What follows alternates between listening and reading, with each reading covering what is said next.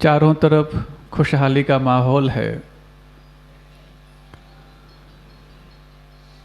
ढोल नगाड़े किसी उत्सव की तैयारी में हैं।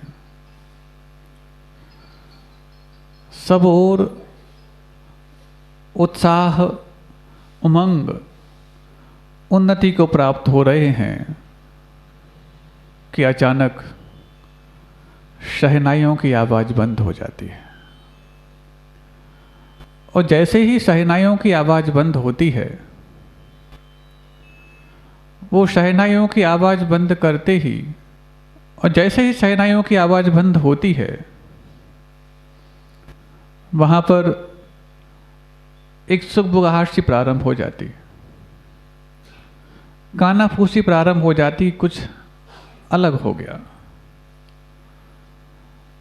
जैसे ये बात कौशल्या को पता लगती, कौशल्या याद करती अपने बेटे को, राम, अचानक ये शहनाइयों की आवाज़ बंद क्यों हो गई?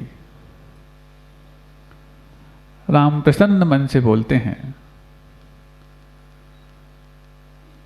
अब अयोध्या का राज मेरे लिए छोटा पड़ रहा है। पिता ने मेरे लिए जंगल का राज तलब कर दिया है। तो ये बात सुनकर के कौशल्या भी प्रसन्न होती है और प्रसन्न होकर के कहती, बेटा, यदि तुम्हें अयोध्या का राज्य मिलता तो शायद तुम्हें मात अपने पिता दशरथ की ही आज्ञा पालन करने का मौका मिलता। लेकिन तू सौभाग्यशाली है कि तेरे लिए एक साथ कैकेयी माँ और दशरथ पिता का द्वारा दिया गया जो आज्ञा मात्र है, उस आज्ञा को पालन करने का मौका मिलना, ये जंगल को राजमात मत मानना। ये जंगल का राज तो माता पिता की आज्ञा पालन करने का सबसे बड़ा राज साबित होगा। और जब ये उसने सुना तो कैकेयी की किसी भी मलिनता को राम के मन की निर्मलता पर हावी होने नहीं दिया। और जैसे ही ये सब बात हुई, अचानक राम के मन में एक बात और आई। राम सोचते, मेरा तो यहां से जाना पक्का है, लेकिन इन अन्य लोगों का क्या होगा? अन्य लोगों की जहां तक बात है, वो अन्य तो थे लेकिन अंध नहीं थे। जैसे ही पता लगा कि राम को वनवास है, तो सीता तो चूंकि राम के पास है, तो सीता का राम के साथ जाना स्वाभाविक है। लेकिन लक्ष्मण की जहां तक बात है, दुनिया में प्रत्येक व्यक्ति की परछाई काली हुआ करती है। आपने कभी देखा, कितना भी गोरा व्यक्ति क्यों ना हो, उसकी परछाई हमेशा काली हुआ करती है। लेकिन एक शख्स है जिसकी परछाई उजली है।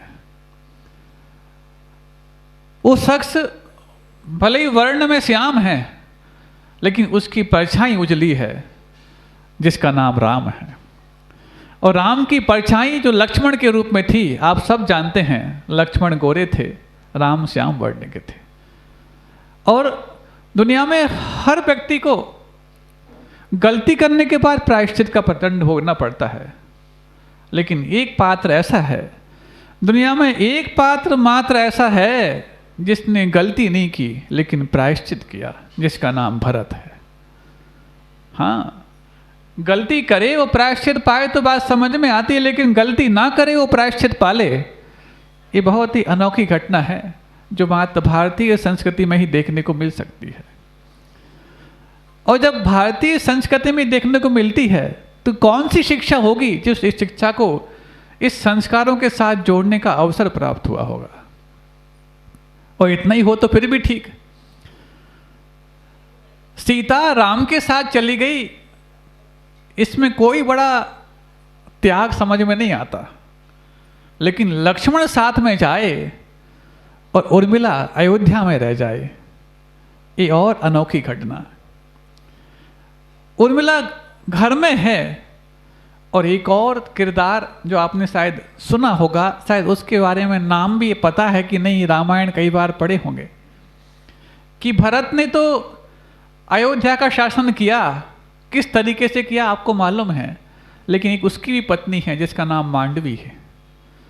इस मांडवी के बारे में अच्छे को शायद ज्ञात भी नहीं होगा, क्योंकि उर्मिला का त्याग समझ में आता है कि लक्ष्मण राम के साथ चले गए, लेकिन उर्मिला अयोध्या में ही रही 14 वर्ष तक।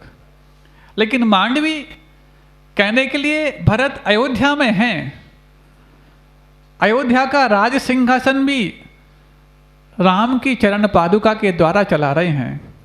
लेकिन कैसे चला रहे हैं, क्योंकि कई प्रकार की रामायण लिखी गई और हर लेखक ने अपने उस नायक महानायक राम को अपने अपने तरीके से चिंतन के द्वारा अंजाम दिया।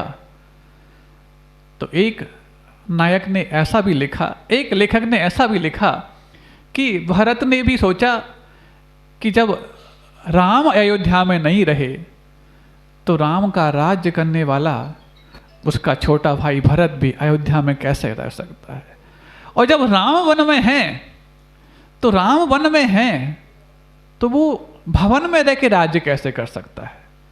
तो सुनते हैं कि अयोध्या के बाहर ही एक पर्वत पर जाकर के भरत ने अयोध्या की राजधानी बना ली, और जब अयोध्या की राजधानी पर्वत पर बना ली तो एक दिन क्या होता है, तीनों माएँ अयोध्या में हैं, उर्मिला अयोध्या में है, मांडवी भी अयोध्या में है, और शायद ये सबको ज्ञात होगा कि जब भरत राज कर रहे हैं तो मांडवी तो राजरानी मानी ही जाएगी।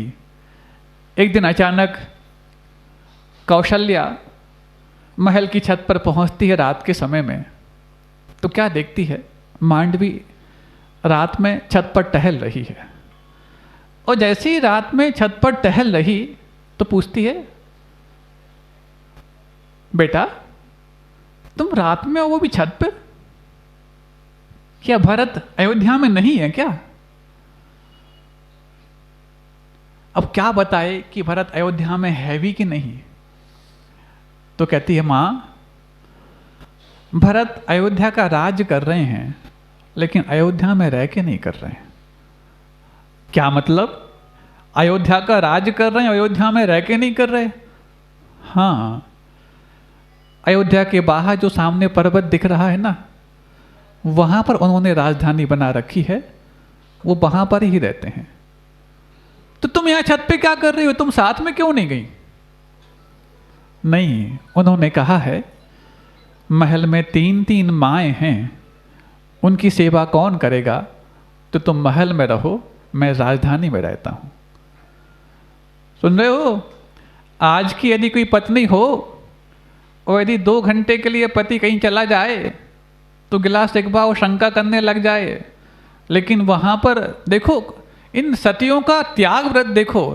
सीता का त्याग तो सब जानते हैं कि उसने अपने पति के लिए राज्य छोड़ दिया, लेकिन उर्मिला का त्याग उससे भी बढ़कर के है कि पति वन में है और ये भवन में रहकर के माँ की सेवा में है, और उससे भी बढ़ के मांडवी का त्याग है कि भरत भवन में भी है लेकिन भवन में रहकर के भी राजधानी पर्वत पे बना के रखी है, और माँ की सेवा के लिए राजधानी से दूर माँ की सेवा के लिए मांडवी महलों की छत पर है।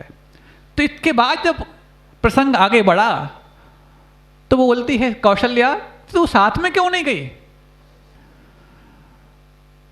बोले, मैं साथ में ही तो हूं। किसके साथ कह रही हूं मैं? तुम अपने पति के साथ उस राजधानी में क्यों नहीं है? मैं अपने पति के साथ नहीं, मैं अपनी पति की आज्ञा के साथ हूं। आप लोग सुन रहे हैं? पति यदि घर में आज्ञा दे दे तो ये आज्ञा ही आग बबूला होने के लिए कारण बन जाए। और फिर वुमन लिबरलाइजेशन, वुमन एम्पावरमेंट की जो मुहिम चलाई जाती है नारों के साथ, वो सारे के सारे नारे इन नारियों के मुख में आ जाते हैं कि ये भेदभाव है, पक्षपात है। और भारत में तो मात्र नारियों के साथ भेदभाव किया जाता है, दकियानुसी समझा जाता है, पिछलग्गू माना जाता है। लेकिन यहाँ पर देखिए, उन नारियों का जीवन देखिए जो पति की आज्ञा को सर्वप्रथम मान करके पिछलग्गू नहीं बनी। अरे प्रवचन का सबसे प्रथम भाग उन नारियों की गौरव गाथा गा रहा है जिन्होंने पतियों की आज्ञा को पालन करते हुए राजधानी से दूर ही अपना राज बना लिया। सुन रहे हो? कभी उन नारियों का किसी साधु के मुख से नाम नहीं निकलेगा जो वुमन एम्पावरमेंट, वुमन लिबरलाइजेशन की बात करती होंगी। लेकिन हजारों लाखों वर्ष बाद भी किसी साधु के मुख से किसी नारी का नाम निकल रहा है तो वो मांडवी और उर्मिला का है, जिन्होंने पति की आज्ञा को ही सब कुछ मान करके अपने जीवन को सार्थक बना डाला। हाँ, अब जब वो कहती है कि मैं तो साथ में ही हूं, बेटा ठीक है, मान लिया तू पति की आज्ञा का पालन कर रही है, तू साथ में है, लेकिन रात हो रही है, छत पे टहल क्यों रही है? जाके सो तो जा। माँ आप ठीक कह रही हैं, लेकिन देखो ना पर्वत पर अभी दीपक का उजाला दिख रहा है और ये उजाला बता रहा है कि पतिदेव अभी काम कर रहे हैं, जब तक वो ना सो जाएं तब तक मैं कैसे सो सकती हूँ। आप सुन रहे हैं? यहाँ पर पति की आज्ञा का पालन भी है, माँ की सेवा का भाव भी है, तो माँ की सेवा के साथ साथ पति की सेवा भी दूर से की जा रही है। हमें लगता है ये भारतीय संस्कृति इसीलिए विश्वगुरु बनने लायक थी कि यहाँ पर त्याग धर्म सर्वोपरि था। कभी अधिकारों की बात तो यहाँ पर किसी ने की ही नहीं है। कर्तव्य और दायित्व से वंचित हो जाए तो शायद उसको लगता है कि मेरे अधिकार छिन रहे हैं, लेकिन आज अधिकारों की बात इतने पुरजोर तरीके से की जाती है कि दायित्व और कर्तव्य उनसे छिन रहे हैं। ये भारतीय संस्कृति तब तो जाकर के राम का व्यक्तित्व मात्र राम की साधना से प्रसिद्ध नहीं हुआ, वो पूरे के पूरे परिवार की साधना ही ऐसी थी जो राम के किरदार को असरदार बनाने के लिए कारण बन गई। और ऐसा असरदार कि शायद राम वन नहीं गए होते तो राम वन नहीं गए होते, और राम का वन में जाना ही राम का बन जाना है और मर्यादा पुरुषोत्तम के रूप में प्रसिद्धि पाना है। और शायद ये राम का किरदार इतना असरदार हुआ कि उनके इस किरदार को देख करके प्रत्येक व्यक्ति ने त्याग धर्म को ही अपना राजधर्म मान लिया। एक बार की बात, बहुत दिन जब हो गए, आज थोड़ी सी बात हम पौराणिक कर रहे हैं, बीच में फिर आपका वो विषय भी लाएंगे जिसके लिए आप तैयार बैठे हैं।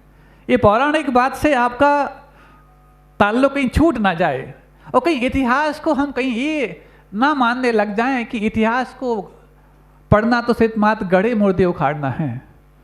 अरे जिस संस्कृति में कभी मुर्दों को गाड़ा ही नहीं जाता, उनको उखाड़ने की बात ही कहाँ से आ सकती है। यहाँ पर तो उनको ज्योति प्रदान की जाती है, अग्नि प्रदान की जाती है, तब जाकर के उनकी उस ज्योति के उजाले में पूरे जीवन भर अपने आप को प्रकाशित करने का सौभाग्य पा लिया जाता है। इसलिए गड़े मुर्दे उखाड़ना वो कह सकते हैं जिनके यहाँ मुर्दे गाड़े जाते होंगे। हमारे यहाँ तो मुर्दों को गाड़ने की परंपरा ही नहीं है। इसलिए इतिहास को खंगालने का मतलब है इतिहास में अपने आप को आंकना और अंधकार को भगा करके प्रकाश की ज्योति को प्राप्त कर जाना।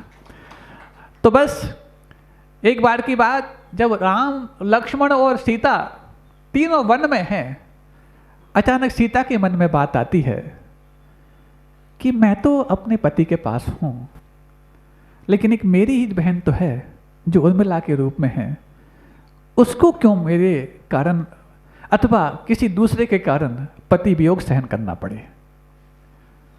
तो सुनते हैं बीच बीच में कई कौशल्या, सुमित्रा भी मिलने गई। तो एक बार इन सब के साथ सीता ने कह भेजा कि एक बार उर्मिला को भी भेज दो। लेकिन ये वाली बात किसी को ज्ञात नहीं किसी को नहीं तो सिर्फ लक्ष्मण को भी ज्ञात नहीं।